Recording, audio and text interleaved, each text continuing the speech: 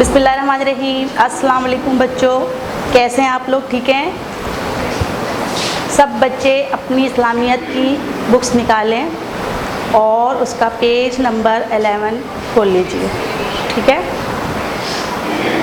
Last time हमने आपका 3rd chapter Quran मजीद start किया था और उसका एक पैराग्राफ, तकरीबन एक पैराग्राफ पढ़ लिया था। पूरा नहीं पढ़ा था, थोड़ा सा रह गया था। ठीक है, आज हम इसको कंटिन्यू करेंगे।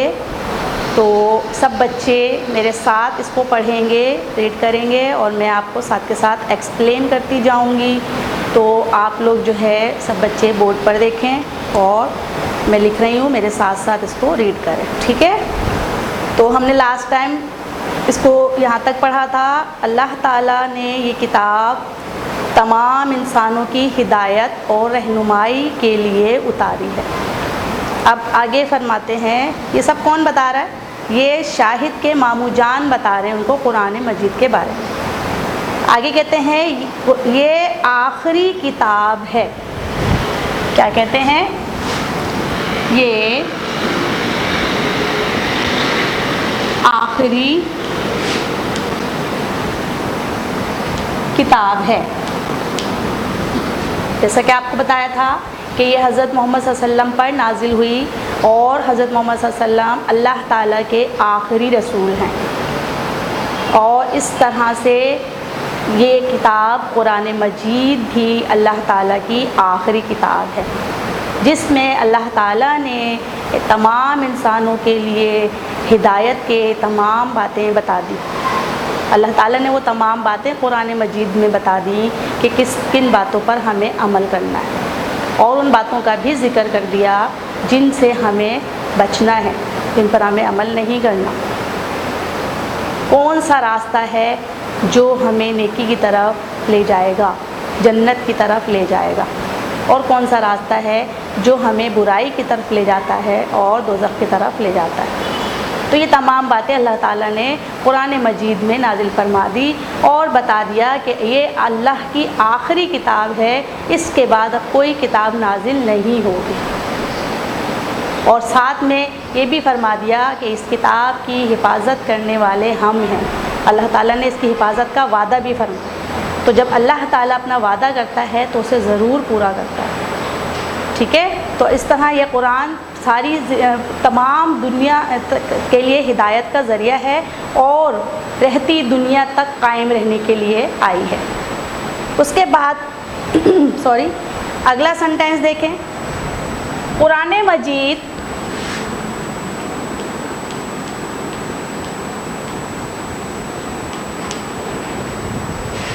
रमज़ान में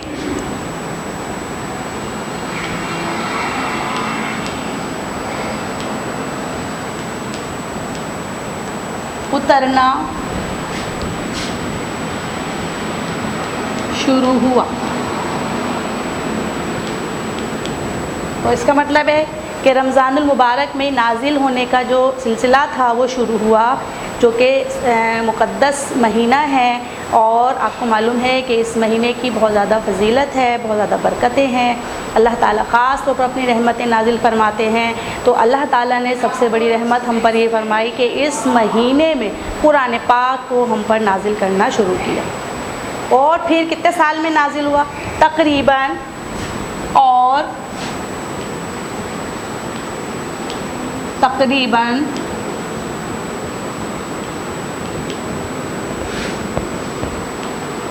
23 साल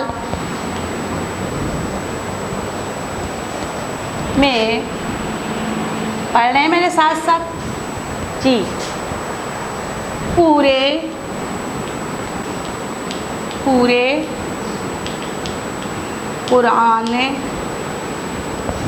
कुरान मजीद का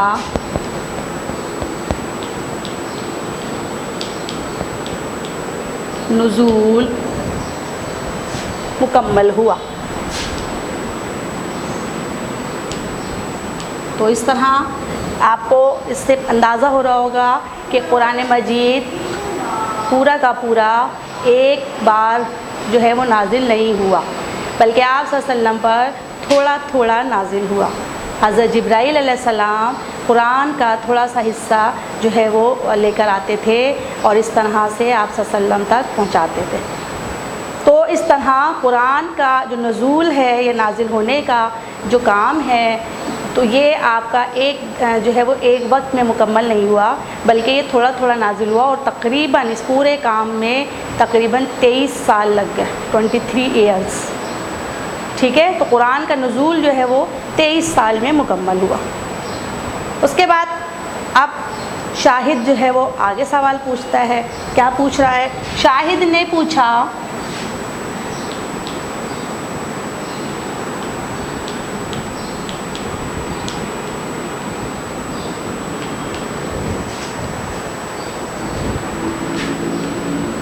कुरान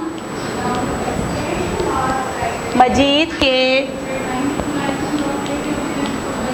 यहाँ से पैराग्राफ मुकम्मल हो गया आपका फर्स्ट और अब सेकंड पैराग्राफ शुरू हो रहा है। ठीक है, तो आगे शायद सवाल पूछ रहा है, कुरान मजीद के क्या फ़ायदे हैं? ठीक है, तो मामू जान क्या कह रहे हैं? मामू जान ने कहा, मामू जान ने कहा, क्या कहा? बेटे, कुरान मजीद के बहुत फ़ायदे हैं। कुरान मजीद के बहुत फ़ायदे हैं। तो अब शाहिद को जब बताया गया कि कुरान मजीद जो अल्लाह की किताब है और आखिरी किताब है, रमज़ानुल मुबारक में नाजिल हुआ और आप सल्लल्लाहु अलैहि वसल्लम पर तकरीबन 23 साल के अरसे मुकम्मल हुआ, तो अब शाहिद के जहन में ये सवाल आया कि इस कुरान मजीद के क्या फ़ायदे। तो माबू जान क्या कहते हैं? अब देखिए इसके फ़ायदे क्या हैं। नंबर 1, इसके पढ़ने से, पढ़िए आप भी साथ के साथ, इसके पढ़ने से अल्लाह ताला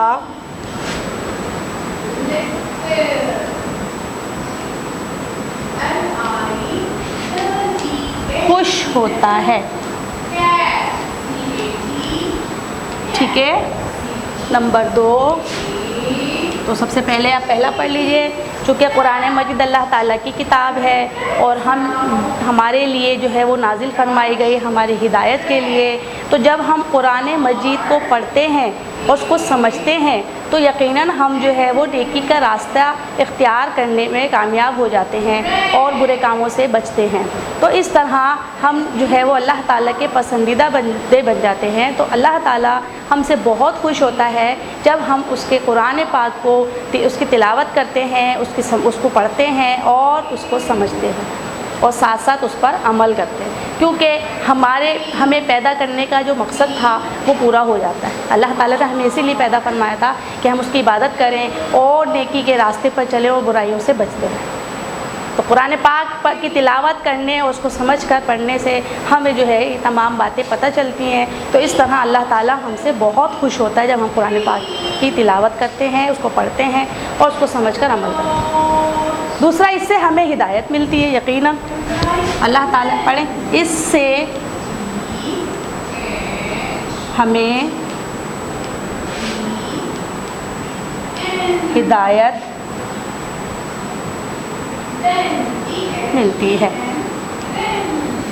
मतलब जैसा कि आपको बताया कि कुरान मजीद में वो तमाम बातें मौजूद हैं जिनको करने का अल्लाह ताला ने हमें हुक्म दिया है और वो तमाम बातें भी मौजूद हैं जिनको करने से मना फरमाया है। अल्लाह ताला ने हमें अच्छे और बुरे सब बातों के बारे में कुरान मजीद में बता दिया है और ये भी बता दिया कि नेकी का रास्ता इख्तियार करोगे, अच्छे काम करोगे तो मैं तुमसे खुश हो जाऊँगा और खुश होकर तुम्हें जन्नत में दाखिल कर दूँगा।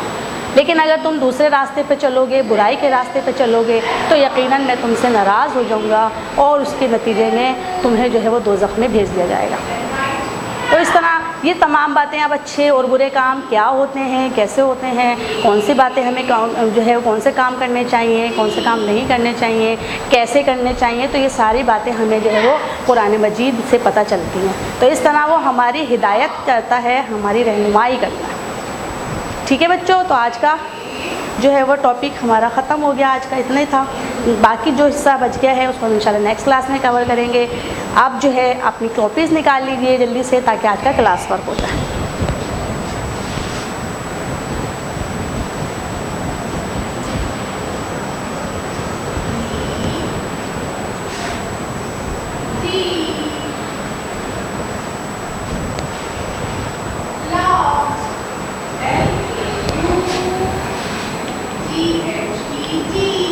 पहला क्वेश्चन है,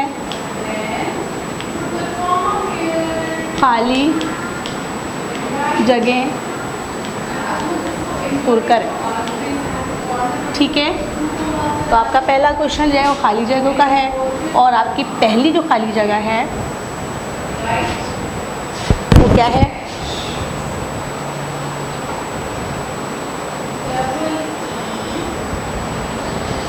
कुरान मजीद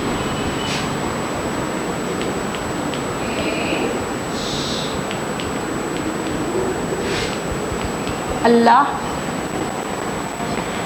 ताला की डैश किताब है। जी, तो अल्लाह ताला की कौन सी किताब है आपको पता है? वेरी गुड, आखिरी किताब। ठीक है, कुरान मजीद दूसरी खाली जगह देखें। अब आप लिखेंगे खुद यहाँ पर,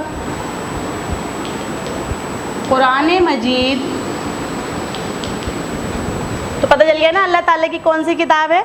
आखिरी। अब आप बड़े हो गए हैं, आप और आप 2 चैप्टर पढ़ चुके हैं, आपको अंदाज़ा हो गया है इसको, इसलिए अब आप खुद फील करने की कोशिश करेंगे। ठीक है बच्चों, तो आपने बता भी दिया कि कौन सी किताब है अल्लाह ताला की? आखिरी किताब है। नेक्स्ट ब्लैंक्स है, कुरान मजीद डैश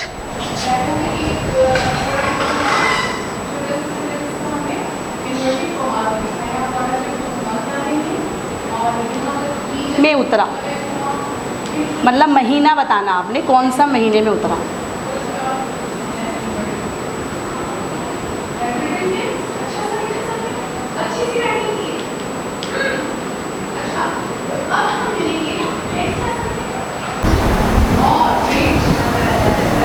जी बच्चों, तो ये वाली ब्लैंक समझ में आ गई आपको? उसमें क्या लिखना है, कौन से महीने में आया था, उतरा था कुरान पाक? तो यहाँ लिखना है आपने रमज़ान के महीने में। ठीक है, ठीक है बच्चों। नेक्स्ट, अब क्या आएगा? अगला क्वेश्चन MCQs। जल्दी से कॉपी में लिखें MCQs। फर्स्ट MCQs है आपका, कुरान से हमें डैश मिलती है। कुरान से हमें डैश मिलती है। अब आपको क्या मिलती है? अब आपको ऑप्शन बताएंगे। रहमत मिलती है, बरकत मिलती है, हिदायत मिलती है। ठीक है, तो हमें कुरान से क्या मिलती है? आपकी बुक में लिखा था ना जी, हिदायत मिलती है। अगला MCQs, कुरान पढ़ने से अल्लाह ताला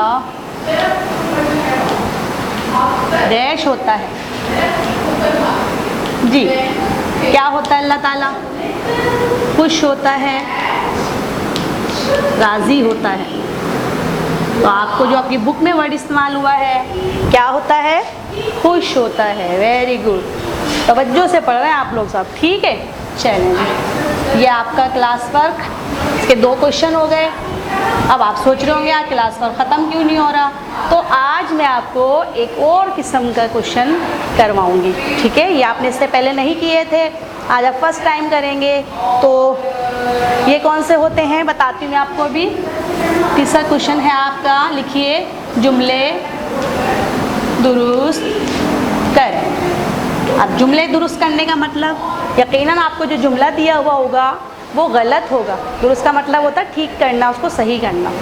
तो अब गलत जुमला आपको दिया जाएगा और उसमें कोई एक बात गलत होगी, तो आपने देखना है कि इसमें कौन सी बात गलत है, उसको पेंसिल से अंडरलाइन करेंगे और फिर सेंटेंस को दोबारा लिखकर जो बात गलत थी उसको सही करके लिखेंगे। ठीक है, तो कैसे लिखेंगे अब आपको बताते हैं। पहला सवाल है, पहला सेंटेंस है, कुरान का नुज़ूल, कुरान का नुज़ूल 12 साल में मुकम्मल हुआ। 12 साल में मुकम्मल हुआ। जी, तो ये जुमला सही है। आपको मालूम है कुरान पाक कितने साल में नाजिल हुआ था पूरा? Very good. कितने साल में? 23 साल में, 23। और ये कितना लिखा हुआ है? 12 साल में। इसका मतलब क्या है? ये जुमला गलत है। तो इसमें क्या गलत है? ये आपका वर्ड गलत है। अब आप इसको दोबारा लिखेंगे, इसका जवाब ऐसे करके, कुरान सॉरी का नुज़ूल 23 साल में मुकम्मल हुआ।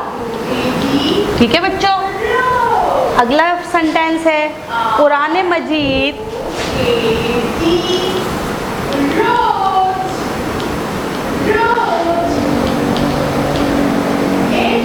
मुहर्रम के महीने में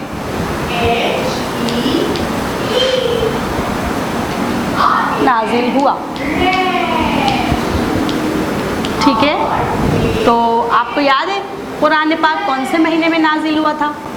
बिल्कुल सही, रमज़ान के महीने में नाजिल हुआ। तो अब ये मुहर्रम गलत हो गया। ठीक है, तो इसको अंडरलाइन करेंगे ऐसे करके और अब सही करके लिखेंगे दोबारा सेंटेंस पूरा।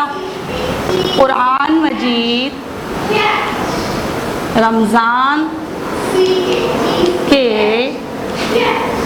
महीने में नाजिल हुआ। ठीक है, सबको समझ में आ गया अच्छी तरह से? चलें फिर आप जल्दी से होमवर्क लिखें कॉपी में, क्लास पर ख़त्म हो गया आपका।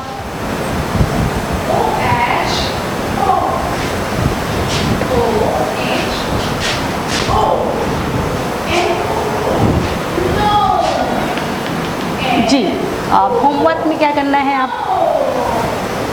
पहला सवाल है, कुरान मजीद किस महीने में नाजिल हुआ?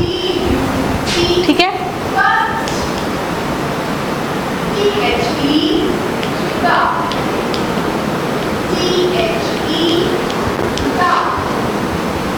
कुरान मजीद किस महीने में नाजिल हुआ? तो आपको मालूम है किस महीने में नाजिल हुआ। ठीक है, अगला सवाल आपका है, कुरान का नुज़ूल कितने साल में मुकम्मल हुआ? यानी कुरान कितने साल में नाजिल हुआ? कुरान का नुज़ूल कितने साल में मुकम्मल हुआ? ठीक है, और आज का तीसरा सवाल है, क्या है आज का तीसरा सवाल? कुरान मजीद पढ़ने के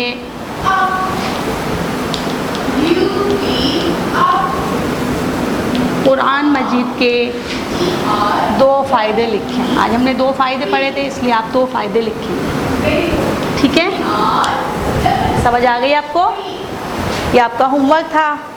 अब जो है आज की क्लास का वक्त ख़त्म हो गया है।